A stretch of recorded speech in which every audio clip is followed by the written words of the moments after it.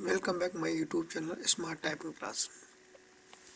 आज हम लोग देखेंगे एआर टाइपिंग पर अपनी स्पीड क्या रहती है। यूपी पुलिस कंप्यूटर ऑपरेटर जो वैकेंसी आई हुई है उसकी हम लोग आज टाइपिंग करके देखेंगे। तो लेट न करते हुए चलते हैं अपनी वीडियो पे। तो आया हमने खोला एआर टाइपिंग।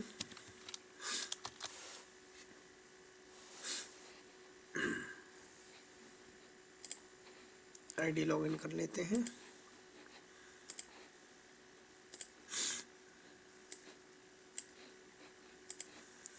यहाँ से हम सिलेक्ट करते हैं अपना यूपी पुलिस और कंप्यूटर की इंग्लिश की टाइपिंग करेंगे।